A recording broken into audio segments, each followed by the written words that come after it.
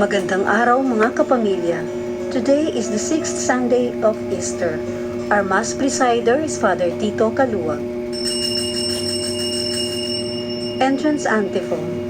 Proclaim a joyful sound and let it be heard.